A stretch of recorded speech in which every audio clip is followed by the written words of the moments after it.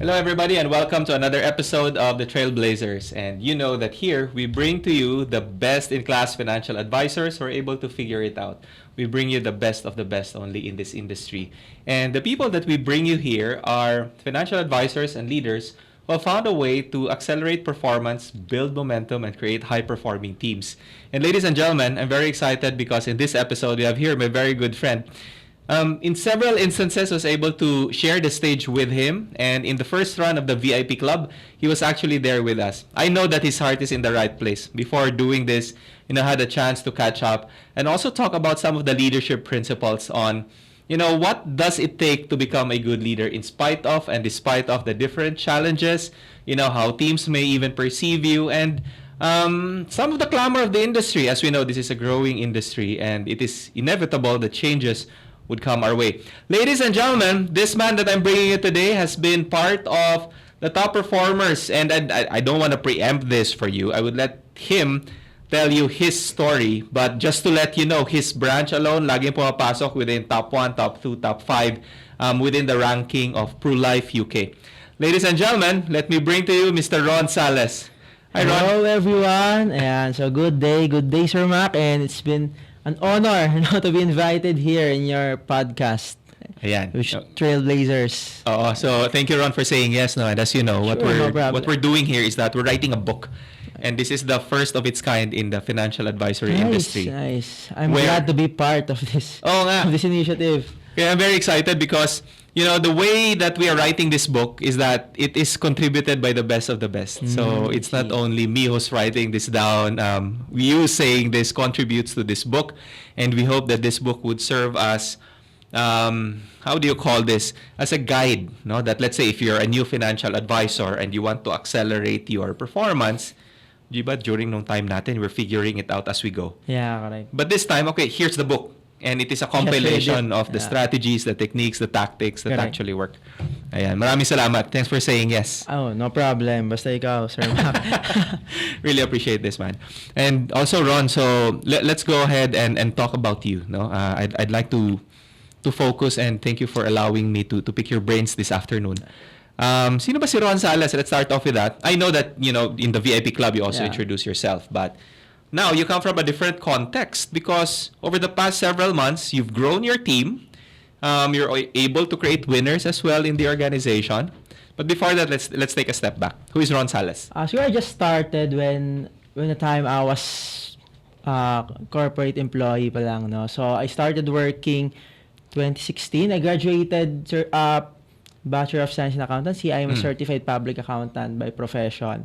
And then I work as an auditor sa Deloitte, no, if you know that company, number 1 auditing firm in the world. And I worked there for almost 2 years or 2.5 years. No, I was promoted as senior auditor, and then actually yun yung company where I met my recruiter, no, dito sa Sino ba recruiter mo? My recruiter is the number 1 branch of PruLife UK, no, si Mr. Marco Alejandro. And during that time, we were parang magkatapat kami sa table. Yeah. Okay, and then may commonality kami. Every time na nag-uusap kami, parang same kami na we want to be successful as soon as possible. Alam mo yan, parang as much as possible, we are trying to figure out things. How can we be successful at an early age? I remembered pa, parang dream namin noon at age 25. We were 21, 22 during that time. Sabi namin parang at age 25 dapat mga millionaires na kami. Yeah. That's a crazy dream or wishful thinking during that time, but lo and behold, no, hindi namin alam na we can be able to made it. Yeah. So yun, so then actually, to be honest, I was the one who introduced this career to Marco. Yeah. Parang kasi every time na nasa office kami, pag wala masyadong ginagawa, we're trying to look for part-time jobs. So like mga typing jobs, something like that. Yeah. Si Marco kasi mahilig siyang mag-invest. So ako, natututo rin ako sa kanya. At the same time, yan, really, parang gusto naming may another work kami na ginagawa, an additional source of income. Okay, tapos, yan, I came across this ad, and I really believe it's Sun Life. So it's from Sun Life about being financial advisor. So sabi ko, what's about this career? So I have no idea pa eh. Ang alam ko lang talagang insurance company sa Philippines, Sun Life lang. Wait, hold on. Because it's not like, well, PruLife UK has been in the industry for 160, 180, 175 years. 175 But years. here in the Philippines, parang ano pa lang siya, 25, 27 years. 27 years Yeah, old. yeah. Same age as me. Ayan, so parang, So, but it's not totally new. I guess what I'm trying to point out is that your background is in finance. You're a Yeah. CPA yourself. Pero, in terms of your level of awareness on insurance, Yeah, what's glaring for this is that it's also not yet I that, don't know. ano Yeah, pa, oh. Sun Life lang yung alam kong company na nagpo-provide na insurance. Then, the rest, all, parang alam ko lang is mga HMOs, something like that. But, I'm really totally aware of the insurance since my sister was diagnosed with bone cancer eh. Parang wow. 2012. Okay, So sabi ko okay. parang during that time, is there's a way para just in case magkakaroon ng sakit ulit, may money kaming marireceive, something like that. Okay, then yun. So dun ko nalaman yung concept na insurance, but I'm not totally aware of what are the companies na nagpo-provide ng insurance. Okay. Except Sun Life. Kasi Sun Life kasi, parang 2 buildings away lang siya from our office. So, every time papasok sa office, nakikita ko yung Sun Life. Okay, then yan. Going back to my story, parang nakita ko yung post doon about being financial advisor. So, parang all along, I thought this was related to our background as a CPA. So, financial Yeah. advisor. Yeah. So, we thought that all you have to do is to advise them on business-related matters, tax matters, something like that. So, sabi ko kay Marco, pre, maybe we should try this career. Baka align siya sa ginagawa natin. Okay. Tapos, si Marco, yes, sige, try natin. No? Although ako kasi, a difference kasi sa amin ni Marco, si Marco kasi talaga siya eh. During that time, parang, sige, gagawin ko yan. Ako kasi sabi lang, tapos, alam yan, minsan pag-isipan ko pa kung gagawin ko talaga, something like that.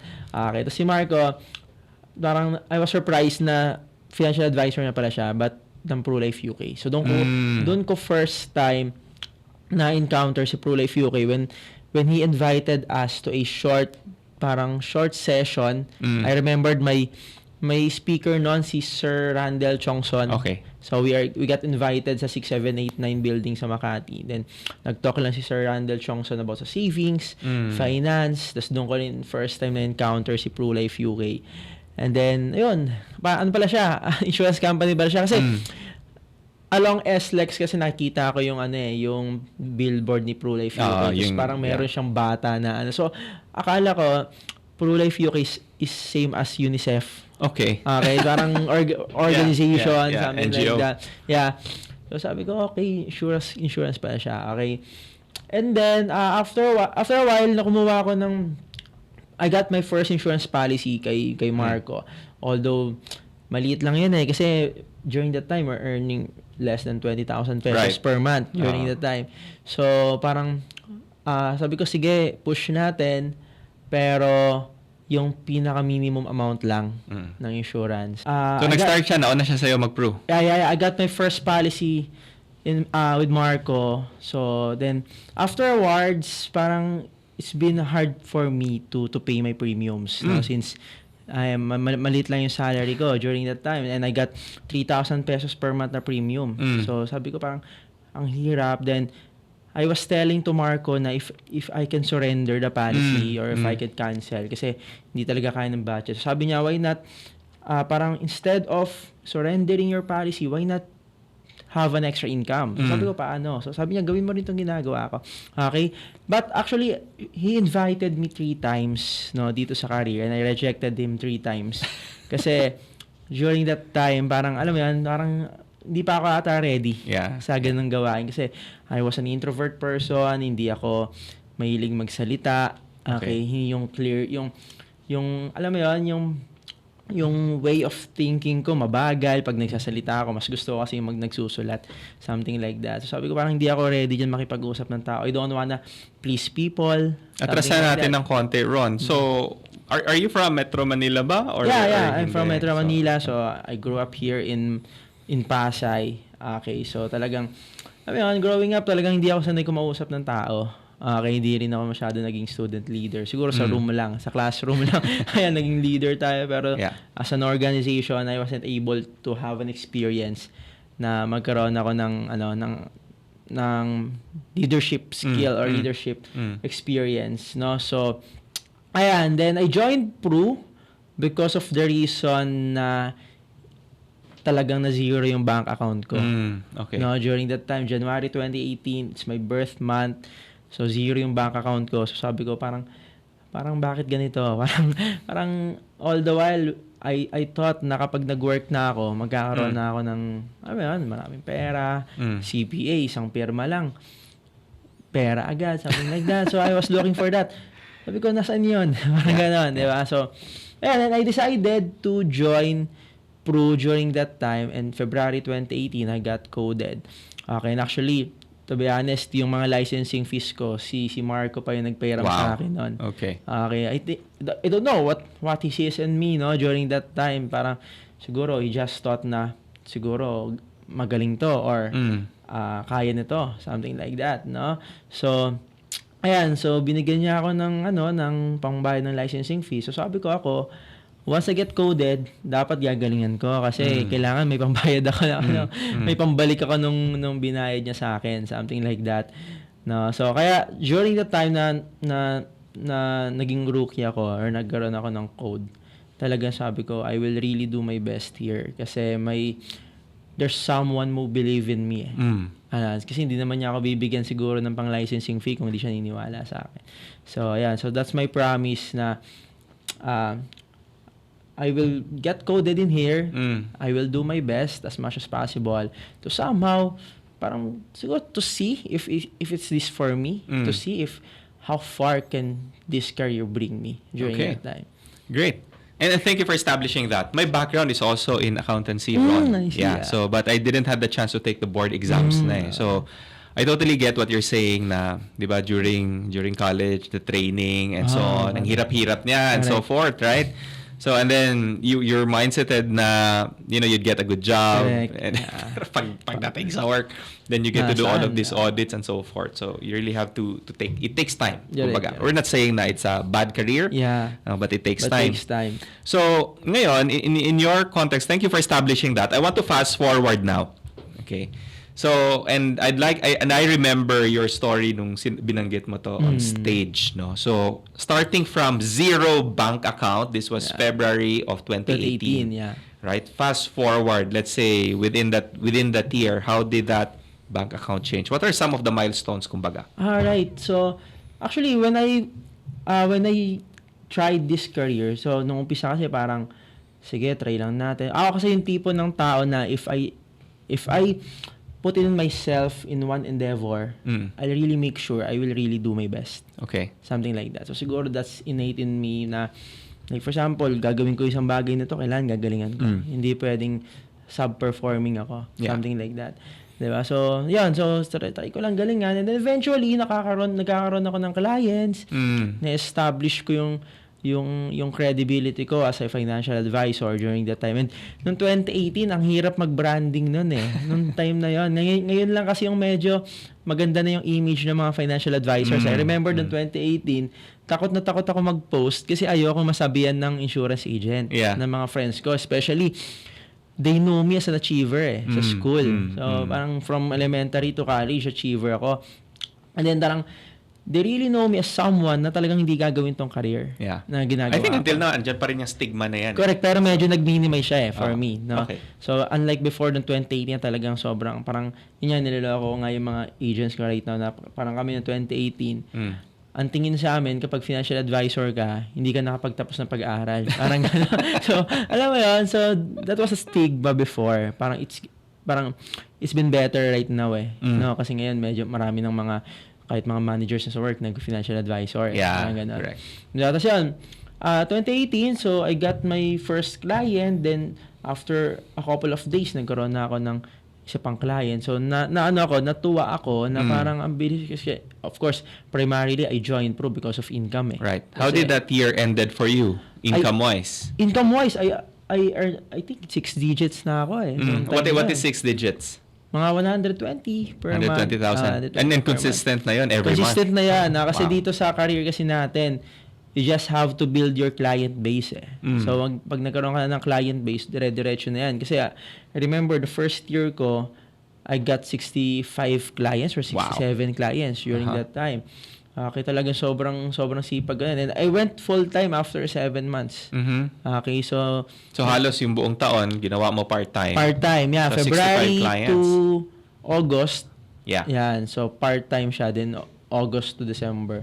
So full-time siya. So I got 65 clients in total. And by doing that, you're able to bring your income by 6 times more. Grew it to 6 times more. Yeah. No? So And I earned, I think, mga 120,000 na per Right. month. And the thing is, year. etong income na to is over and above what you're making in your day job. Correct. Yeah. If I can, parang sabi ko nga, if I can compare it sa work ko, siguro it will took me 5 years to earn that, no? 5 years of overtime, something like that. Yeah. 5 years of vacation leave, sick leave, nag-file ka pa, 'di ba? So sabi ko dito kay Pru, 1 year lang, 'di ba? So I was able to get that amount of income. Let's go to 2019. So pagdating ng 2019, anong itsura ng income na 'yan? Pagdating ng 2019, of course, it doubled kasi parang ano na siya, snowball effect yung nangyayari. So at the same time, when 2019 came, Marco got promoted to unit manager. So I was inspired na sabi ko gusto ko rin maging unit manager back then. Kailan so, ka ba naging UM? 2020, January, 2020. Before pandemic. Okay. So ayan. So I got inspired by Marco. So sabi ko gusto ko rin maging unit manager. So I check what are the parameters for me to become unit manager. So 2019, the income grew to about 200,000 or so. Yeah, 200 to 50, I think. Mga 250 pa. Okay. Pagdating ng 2020, anong itsura ng income na yan? Malaki na. So siguro it tripled, no? From 2019, it tripled, no? Ng 2020, parang nag-over 1 million na ako. Wow. So, Hindi lang triple yun, right? Yeah, like nung nag-UM na ako. But of course, 4 times more. It's a mix of a lot of challenges, sacrifices. That is amazing. Yeah. So, wow, that's truly amazing. So, pagdating doon, what was some of you also mentioned na na-inspire ka maging unit manager. Anong itsura nung journey na yon? Again, this is just to establish yung path towards that. So, 2019, you wanted to become a UM, naging UM ka ng 2020. Yes. Okay, so this is within 2 years, less than 2 years within time frame, since you got coded. When you became a unit manager, ilang team members yung part of the team? Okay. Initially, my plan was to get over 100 manpower. So that's why in 2019, while I am building my team, sabi ko, my goal is to become 100 before the year ends. That's 2019. So that's why 2019, my really main focus was recruiting. Okay, recruiting, and then yung sa sales kasi noon, I got my clients through referrals na lang. Kasi yung 65 clients ko, last year, parang siguro nagandahan sila sa service ko. So kasi I really gave my best in terms of client servicing. Okay, so nagre-refer sila sa akin. So noong 2019, parang hindi na ako masyado naghanap ng clients noon. Okay. More on referrals na lang. And then more on recruits. Parang ganyan. So but nag-MDRT ako noon 2019. So meaning to say, marami talaga. And I think I got 63 clients noong 2019. Okay. So I think majority of that was referrals, no? So yung meaning hindi ko talaga siya hinahanap. Tapos ang priority ko ng 2019 was to look for recruits. So day in, day out, every time na may career preview kami, so I really make sure na hindi ako zero. Na hindi ako zero sa invite. So ilan yun? How did you end the year bago ka naging 2018 nag-end kami ng I think 9. Okay, so that's then, within your team. Yeah. So 67 kami na promote in 2020. So 2020 you started a unit with 67 people. 67 manpower during that time. So and then 2020 you're now a unit manager January. Okay, how did you end the year naman? How many people actually were there?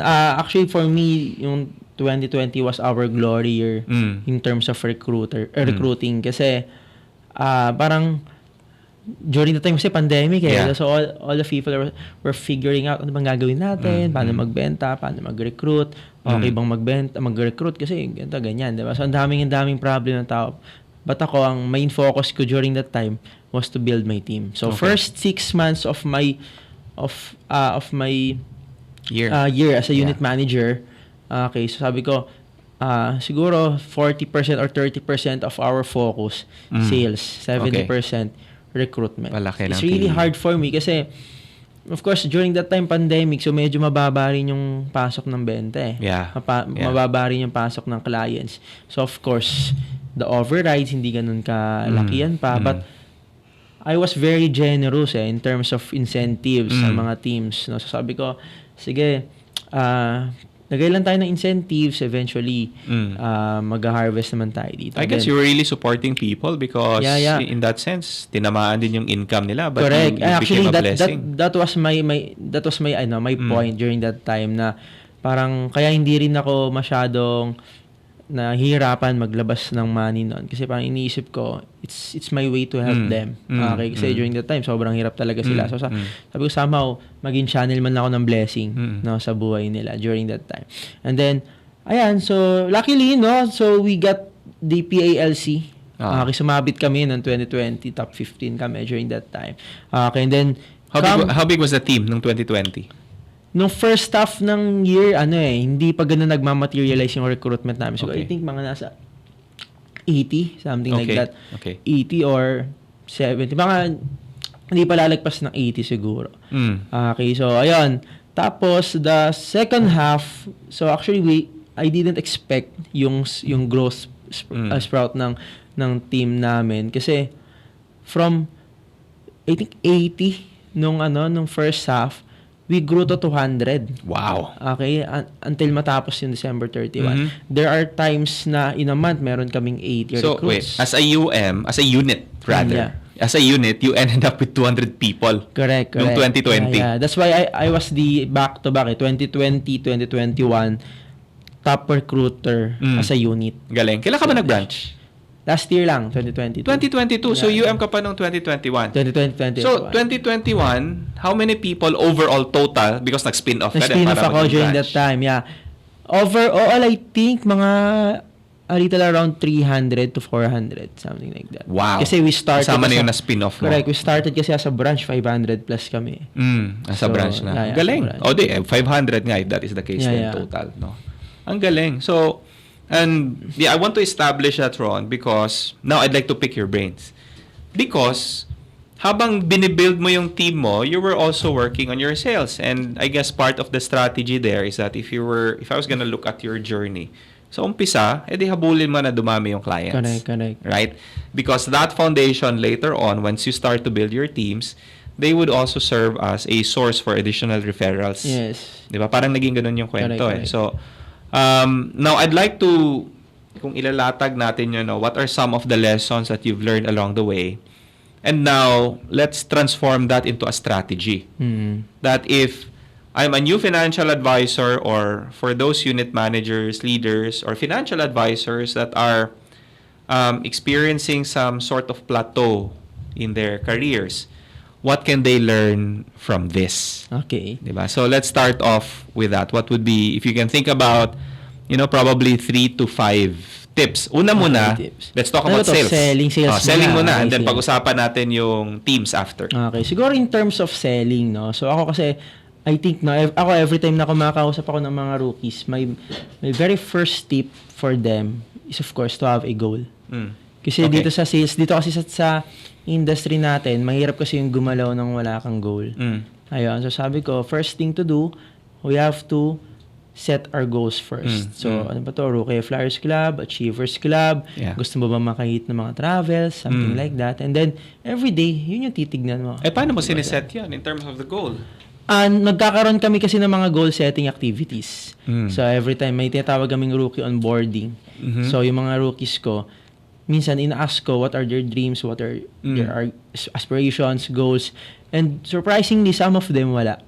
Okay. So, Wow. ayun, binibigyan ko sila ng So, pag, idea. when talk about goal, is this about, looking for the next house? Is it like that ba? Yeah, Or- something like that. Anything na pwede nilang i-goal, pwedeng mabigyan nila ng magandang life, yung family, or self-development, something like gusto lang nilang gumaling magsalita, something like that. So, basta anything na pwede nilang i-goal or pwede nilang i-aspire dito sa career, as much as possible, I help them to establish those. Kasi, yun nga, surprisingly, some of them wala. Alam mo yun, nag-join na you're- sila dito sa Pro.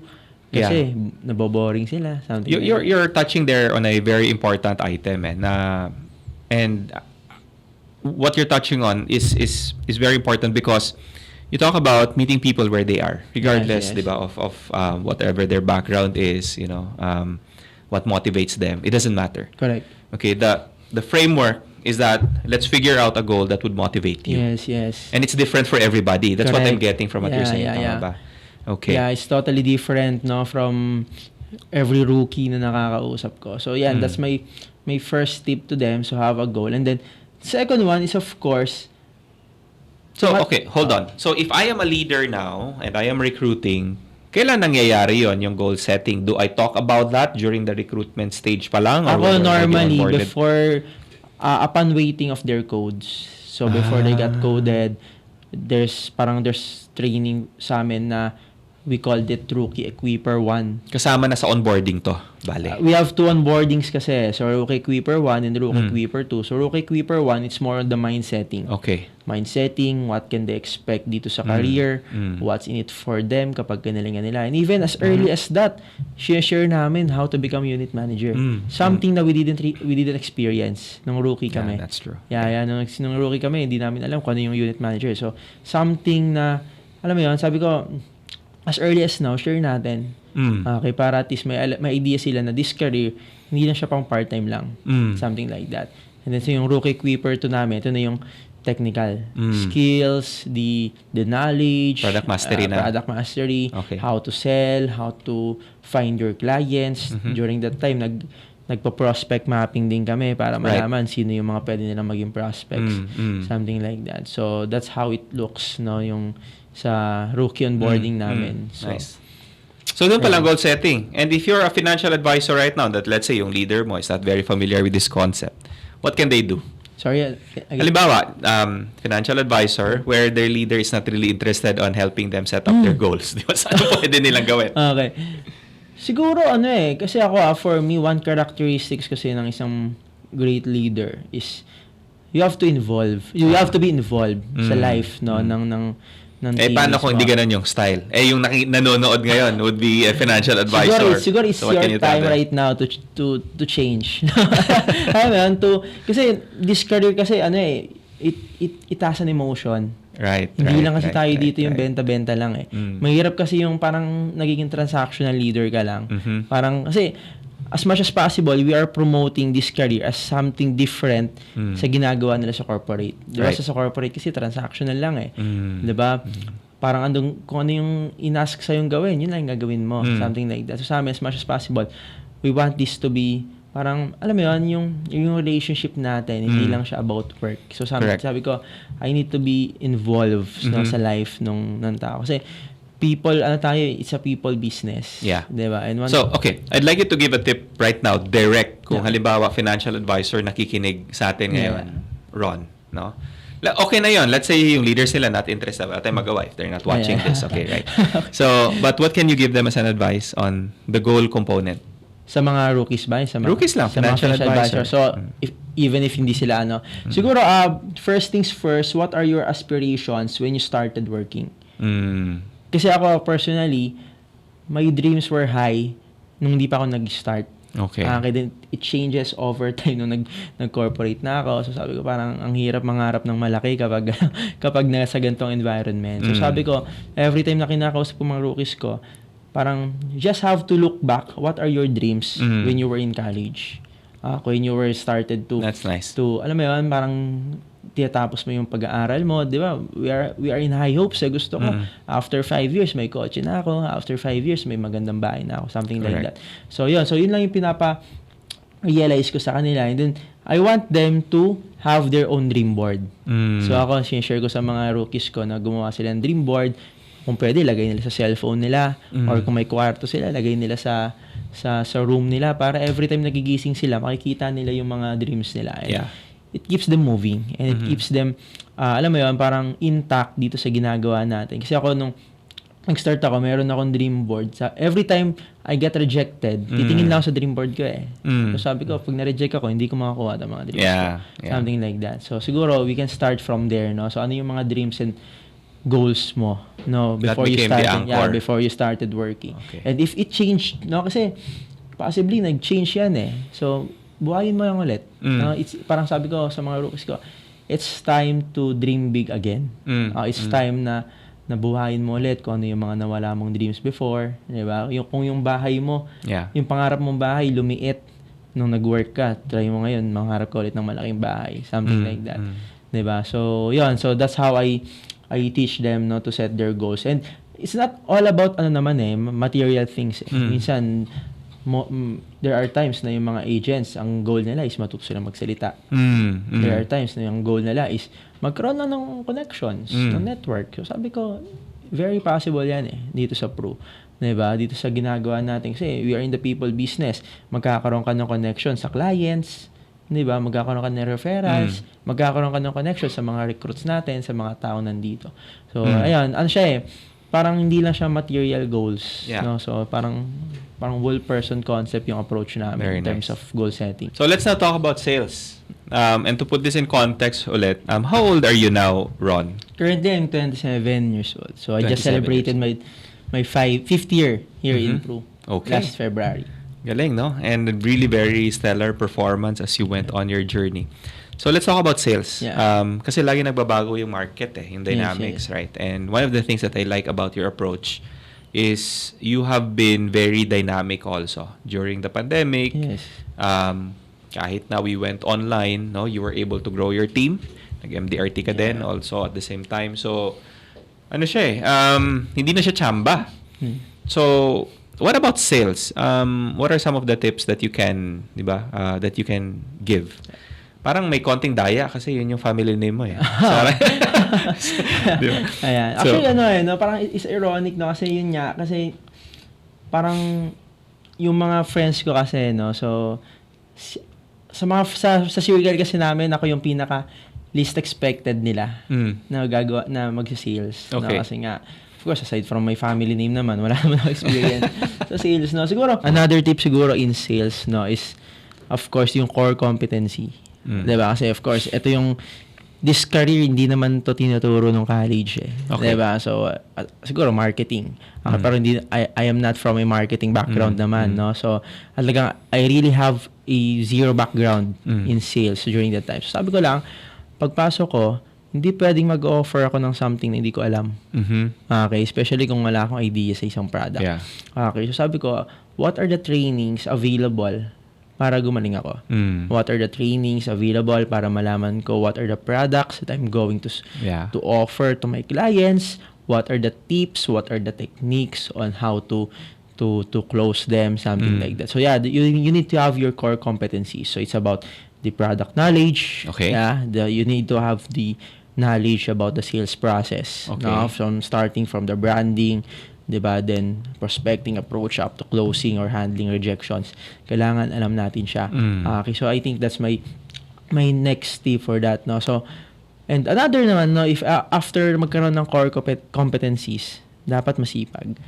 Okay, so the reason why I stated first the core competency kasi mahirap kasi na sobrang sipag ka wala kang alam. Yeah. Ayun, Masipag ka lang. Masipag ka lang. Pero, di ba, parang sayang kasi yung mga clients Ang dami mong clients, di ba? In a week, you have 5 to 10 clients pero hindi mo alam yung mga sinasabi mo. Yeah. Di ba? So, mahirap. So, you need to establish first your core competencies. Okay. And then, of course, the sipag. Okay. The sipag, the tiyaga. No, we called it STD Okay, no? Medyo pangit ng pakinggan Yeah. pero we called it STD, no? Sipag, tiyaga, and determination. Ganun. Ayan. So yun lagi yung parang sinasabi namin sa mga rookies namin, dapat may STD ka dito. Gulat sila. Ano meron? Ba't ganyan? Diba? So, sabi namin sipag, tiyaga, and determination. Kasi again, we are in a sales business. So, not every day magkakaroon ka ng sales. Not every day may mga clients kang makaklose. Not every day may mga leads kang makakuha. Yeah. So, kailangan lang talaga masipag ka. During that time, I was a part-timer. Talagang, I really make sure na after office hours, meron ako na mimit isang tao.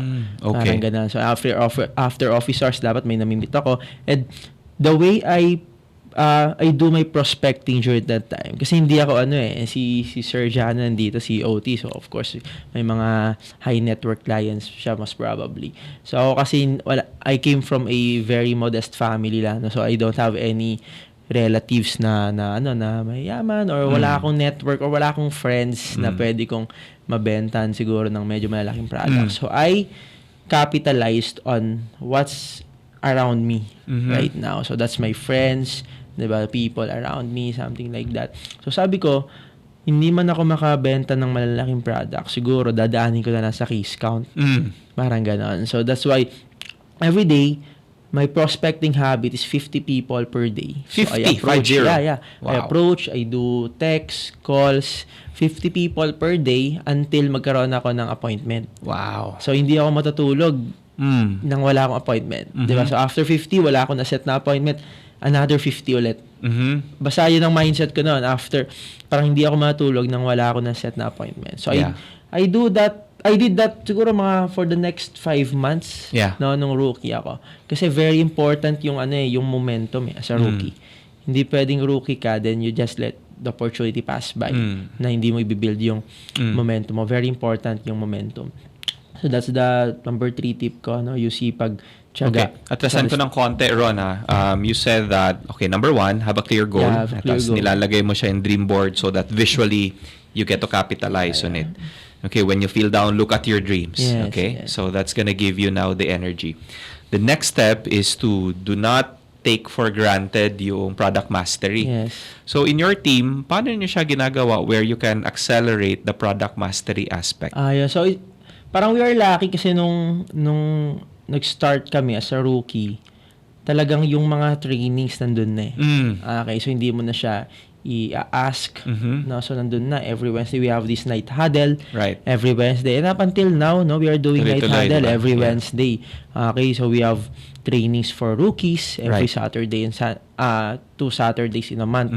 So, we have mga branch meetings. So, if you are a rookie, all you have to do is therefore to show up. Yeah, to show up. Show to attend the meetings. And right now, mga Zoom lang naman. Sobrang sabi nga sa mga rookies, sobrang comfortable na umattend ng mga trainings ngayon kasi via Zoom. I remembered ako, pag-attend ako ng training, I have to do an early out sa office namin. I have to out ng 5:30. Early out na yun? Early out, 5:30. 6 o'clock kasi yun namin. 5:30 kasi ang meeting kasi 7:30. Yeah. Okay, and during that time, our office is in BGC. So, ang training namin is Ayala. You need to allot 2 hours before you traffic. So you get through the McKinley. Yeah. So, sabi ko 2 hours yung kailangan na So, sabi ko, sobrang hirap minsan siguro, fortunately, may motor ako. So, mabilis ako nakapunta. Pero minsan naipit pa rin sa traffic kahit nakamotor. So, ngayon, sabi ko, mag-open ka lang ng laptop, mag-zoom ka lang. Diba? Minsan, kahit nasa office ka pa, pwede ka mag-training, nasa biyahe ka. So, sabi ko, sobrang convenient na ngayon ng trainings. Right. And then, ito yung sinasabi mo na dagdagan mo ng tiyaga. And I think you would be the best person to really talk about this. Because you walk the talk. Yes, what you're preaching is something that you've done yourself. Yeah. It's very You important. see, you're right. Because there are a lot of financial advisors na gustong kumita but are not willing to do the work. Yes. But then you wonder, why is that happening? Well, you have to do the work. Walang shortcut. Yes. And the way you're doing this, 50 appointments, 50 approaches is what you're doing every single day. Yeah. Diba? So, that's truly inspiring. Tas ang landing nun is that you started off with your circle of friends. Yes, circle of friends. And then, kasi ako kapag may mga nakaklose akong clients, I ask immediate referrals. Paano yun, Ron? Kasi, I'm sure you would have common friends kina Marco. Hindi, yung mga, kasi kami ni Marco kasi nagkakilala lang kami sa office So, okay. So, yung mga office mates ko, kay Marco na yun lahat. So, hindi na ako nag-capitalize doon or di na ako nagtangka na kumuha ng clients doon. So, saan ka pumunta? Sa mga friends ko nung college. Wow. Ito very important, So, siguro if may mga students tayo na makikinig right dito or makakabasa ng book, it's very important to establish a good image. Right now kung nag-aaral kayo ng college. Kasi yung image mo right now as a student, yan yung tatatak Magagamit mo yan eventually sa work or kapag nasa field ka na. Kasi ako siguro I was lucky na nung college ako, hindi naman ako bulakbol or hindi naman ako, okay naman ako sa student. Nakikita nila ako matalino or masipag, something like that. So, siguro, somehow, doon pa lang nakapag-build na ako ng early credibility. During that Matalino, syempre. Siguro. Ayan. So, tapos when I tried to approach them, so somehow, nakita, ay, si Ron to. Ito yung masipag nating friends. Ito yung masipag na estudyante nun before. So, somehow, nagkaroon ka ng konting credibility kahit hindi mo pa naman, kahit nag-start ka pa lang sa profession. So, sila yung mga nauna kong ano. Tapos, very important din yung mga taong ginawan mo ng favor before, like mga sinamaan mong kumain sa kantin, yung mga kinukwento ko, yung mga madalas kasi ako mahilig kasi ako magpakopya before nung college ako. So lahat ng mga pinapakopya ko nun, binalikan ko lahat yun. Ito na, maniningil na ako. Ayan, so kidding aside na. So parang gano'n. So sila yung mga inumpisan ko, tas mga friends, tas every time na may nako-close ako, referrals agad. Right. Family members. Kasi can only imagine kung 50 at a time yon, talagang mauubos yung inner circle, no? Yeah.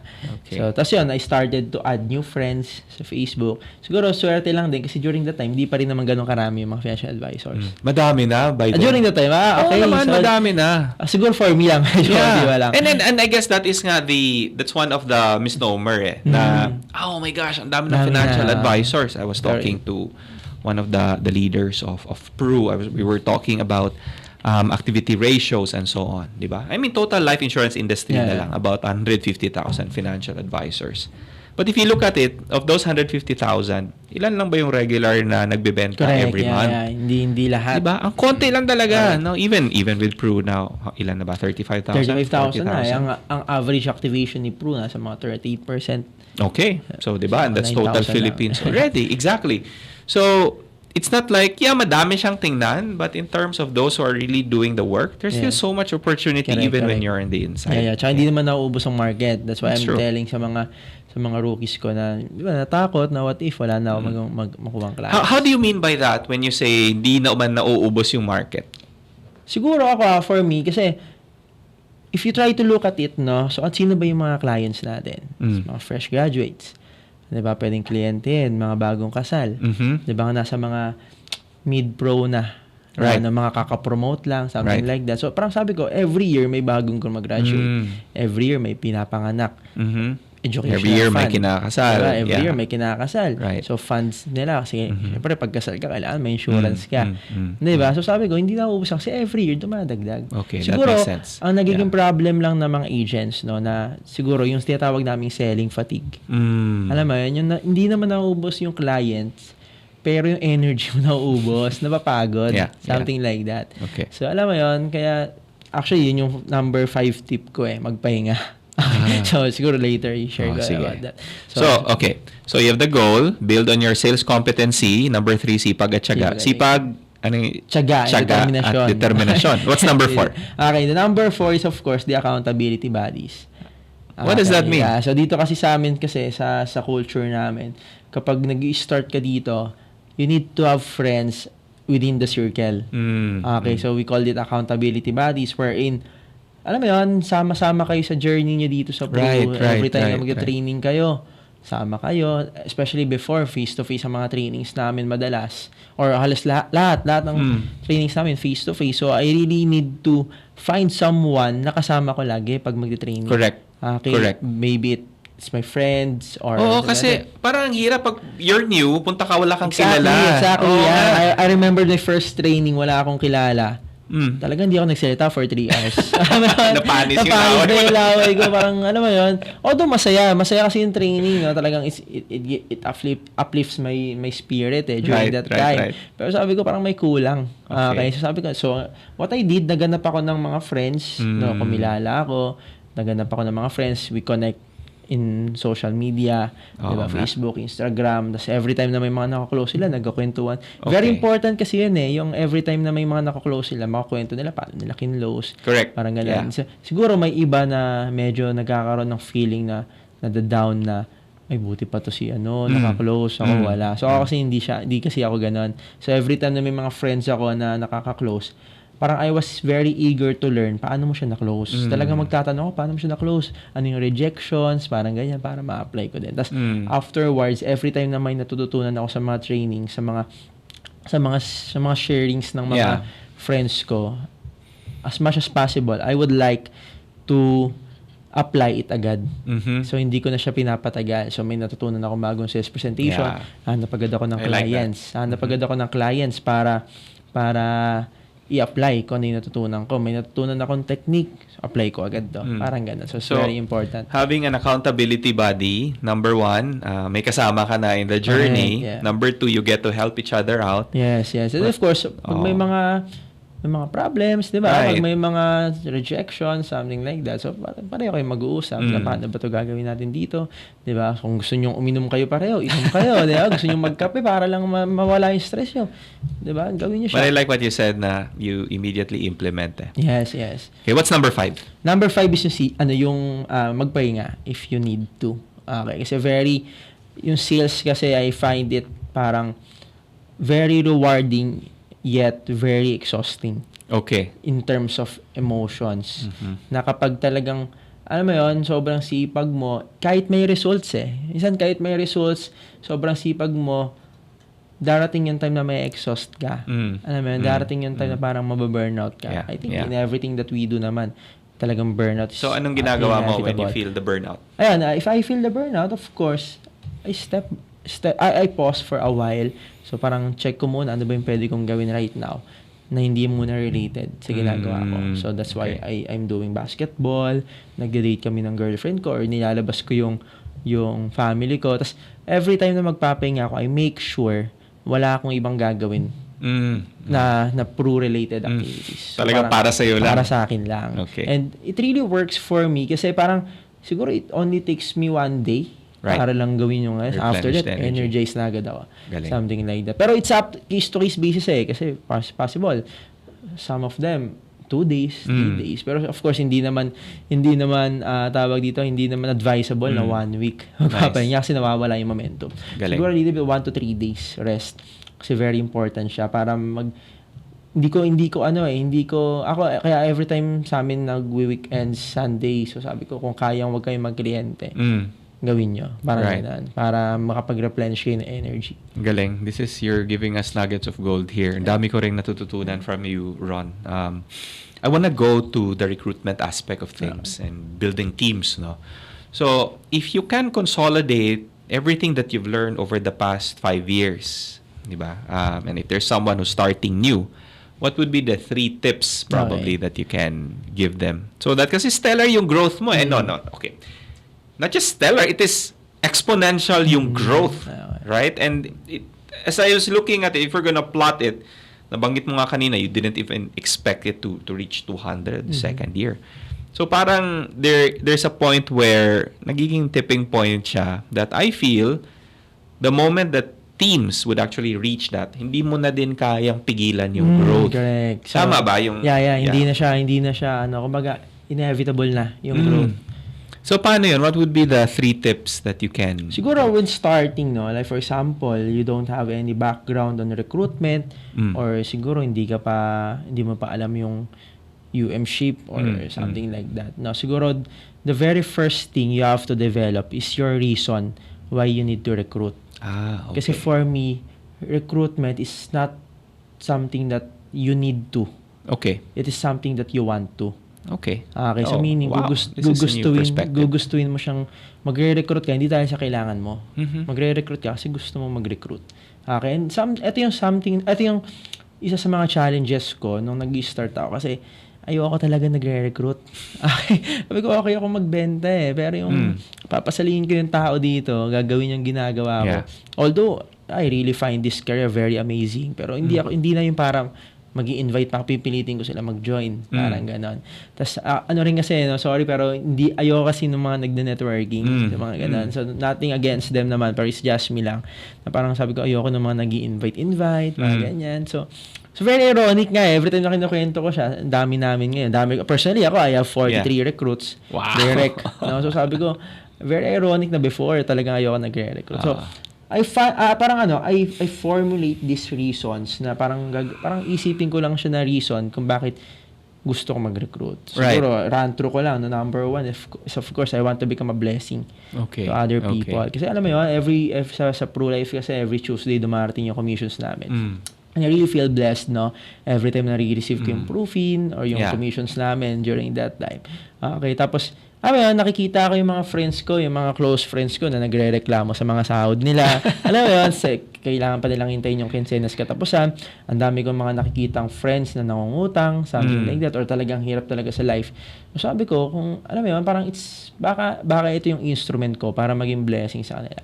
So, parang ganun. So, parang, I just look it in that kind of perspective para mag-recruit ako. Para gustuin ko mag-recruit. Kasi kung sasabihin ko lang na magre-recruit ako kasi gusto ko mag-unit manager, hindi siya sapat for me Okay. na reason para mag-recruit. Okay, so sabi ko, sige, So what you're mag-recruit saying ako. is, when you talk about the reason for wanting to recruit, you're anchoring this into something that's bigger than you. Correct. Okay. Yeah. Good. Yun, so yun, that's the first one. The second one is, of course, gusto kong may kasama ako pag magda-training. So yan, the one we talked about earlier, no? So yung kapag may trainings, may kasama ka. So may mga times, of course, na try ko kaya na recruit ko yung kasama ko. Parang gano'n. So yan, so initially I recruited my friend, my close friend, which is my first BM branch spin-off, si BM Rafi. So parang I recruited him kasi gusto ko lang siyang kasama kapag may mga trainings kami. Parang it started from that simple reason lang na gusto ko may kasama ako pag mag-training. And it's good that you mentioned Rafi kasi what you're showing here is that there's already a system behind it. Hindi na siya fluke. Ibig sabihin, it does not end with you. It's also happening within your teams. Correct. And a spin-off ka na, branch level also. And several units, di ba? Yeah. How many units na ba total in the... In total, in our organization, Universal, we have... yung sa'yo lang? Sa amin, direct. Yung direct branch namin. Direct, and pati yung na spin-off na. Ayan, the Universal Group. So, Universal is, I think, right now, the officially promoted were 24. 24 unit managers. So, may OJT kami na I think mga 5 this April. So, hopefully, by July, if all the parameters were met, we will be ending up mga 29. Galing, di ba? So again, hindi na siya chamba eh. So what you're saying right now holds a lot of water kasi again, behind all of that is a track record of success. Yes. That all people have to do is actually follow it, right? Don't complicate their lives in that sense. Okay. So want it. That's the first one. Yes. Okay. What's the second one? Siguro yan, if you've tried to, if may mga recruits ka na, of course. Kasi ako, nung dumadami na yung mga recruits ko, parang dun ko na, parang may sense of feeling na ako na parang, I need to take it to the next level. Yeah. Kasi may mga tao nang naglo-look up sa'yo eh. May mga tao nang, alam mo yon, may mga tao nang naniniwala sa'yo na. Kasi ako lang, nung nag-start din ako mag-build ng team, although gusto ko namang mag-unit manager din talaga. Okay. Parang hindi pa ako masyado sold sa career na parang kaya ko ba mag-unit manager kasi I don't have any experience sa leadership or sa management. So sabi ko, kaya ko ba? Pero every time na nakikita ko yung mga recruits ko na parang they really expecting me na mag-step up and mag-unit manager din. So parang nakakuha ko ng motivation sa kanila na parang bring this to the next level. So, ibig sabihin, the entire team is also involved to your next goal. Ganun ba yun? Yes, correct. Yeah. Okay. And it's very important na yung, the next thing that I will talk about is yung building the relationship with your recruits. Okay, so every time na may recruit ka, as much as possible, you build connection sa mga recruits. You build the relationship. Okay, Ron. So, ang una mong sinabi kanina in terms of building teams, number one is you need to want it. Yeah. Okay, so that you need to want to recruit and there has to be a reason behind that. What's the second tip? Second tip is build relationship with your recruits. No, kasi dito kasi sa business natin, dito sa industry kasi natin, you have to be relatable sa mga recruits natin. You need to establish first the relationship before you have to bring them kung saan nila gusto. Kasi diba parang mahirap kasing i-push yung mga tao, yung mga recruits natin na do good in this business coming from a stranger. No, coming from a stranger. Like for example, sino ka ba para bigyan kami ng goals? Something like that. Okay. At the same time, no, it goes the other way around. No? Like for example, ako as a unit manager that I want this goal to happen. Like for example, we want 100 manpower Something like that. So, paano tutulong yung mga recruits if at the first place, wala naman kayong relationship sa isa't isa. Diba? So, as much as possible, at the minimum siguro, just try to be friends with your recruits. So, ako, parang on my first few months, no, as a unit manager, and even nung nagre-recruit pa lang ako, no, assistant unit manager pa lang ako, as much as possible, I want to connect with my recruits. Right. No? So, I want to feel na nandito ako, i-guide ko sila, 'di ba? Even sa minsan personal matters talagang nakiki-connect sila sa akin, something like that. Kasi once you establish the relationship between you and your recruits or your teammates, it's very easy for you to encourage them to help you ma-achieve yung goals nyo as a team. Galing. Something like that. So Good. that's What's the third tip? The lastly was probably the duplication. Okay, so as a leader, you need to be duplicated. Okay, and I think parang that's really the goal, no, of becoming a leader, 'di ba? Dapat may magiging leader then because of you, 'di ba? So as a leader, of course, we try to as much as possible duplicate ourselves to our recruits. So what I mean is build leaders as well. So when I got promoted as unit manager, my main goal is of course not to become a branch manager but to produce many leaders from my team. 'Di ba? So sabi ko hindi pwedeng ako lang yung magiging leader. So gusto ko maging leaders din yung mga teammates ko. And that's what happened, 'di ba? From being How do you make them want to be a leader? of course parang sa amin kasi from being a part-timer, I encourage them muna mag full-time. Okay. Kasi hindi pwedeng maging manager kasi kapag part-timer ka. Right. So that's my first challenge, how to get how to get them to full-time ship. Okay. Okay, so syempre, of course, siguro just so happen na yung mga recruits ko kasi came from the life that same as me. Mga Okay. parang ganun na, mga breadwinners, di ba? Mga hindi naman ganun kaswerte sa buhay, something like that. Di ba? So, parang the moment na pinapakita ko sa kanila yung changes sa akin. So, parang yun pa lang na-entice na sila na na tahakin din yung path no na dinaanan ko. And nakita siguro nila na parang kung si Ron naman kinaya, baka kaya rin natin. Yeah. 'Di ba? So parang kaya sa leader din it's very important din na pakita mo talaga kung ano yung dapat nilang daanan.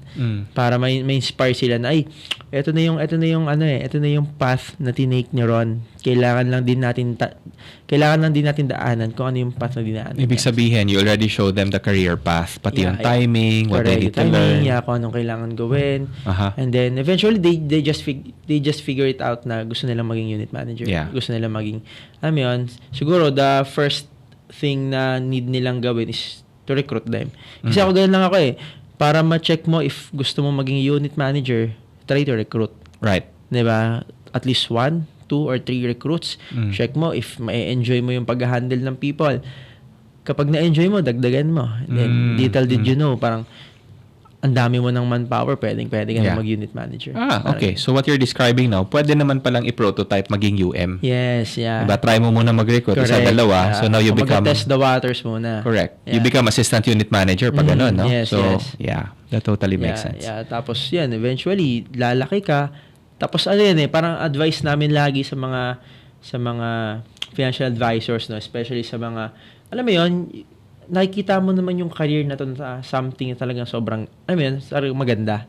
Yung something na, ito yung career na gusto mo talagang gawin in a long run.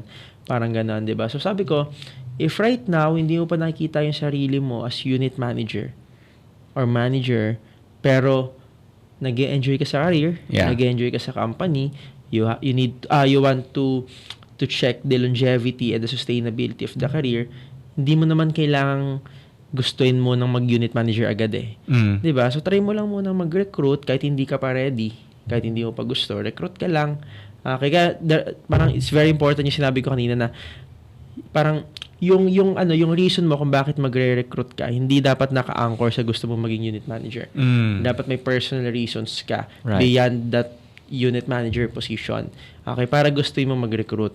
Okay? Then try mo mag-recruit and the moment na ready ka na, at least meron ka ng manpower. Andun na. So, it becomes, so switch on mo na lang. Correct. Yeah, mahirap kasi yung kung kailan mo gusto mag-manager, saka ka pala magre-recruit. Yeah. So, medyo matagal yung proseso. Parang Very ganun. nice. So, sa ganyan, at least, pag ready ka na, yun, switch on lang.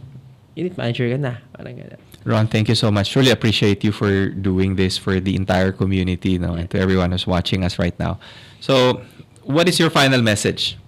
Siguro, for those financial advisors no, na makakapanood nitong ng podcast, and of course, doon sa makabasa ng book no, ni Sir Mac, siguro, final message lang, siguro, you need to do this business in the right way. Okay, diba? So, marami kang maririnig ng mga best practices no, from different financial advisors. Marami kang makikitang mga best practices sa social media. 'Di ba? So, parang check mo lang ano ba yung dapat talagang gawin para maging successful ka. Siguro consolidate mo lahat ng matututunan mo sa mga podcast na narinig mo, sa mga materials na nabasa mo. Consolidate mo lang and then list down all the things that you needed para maging successful ka.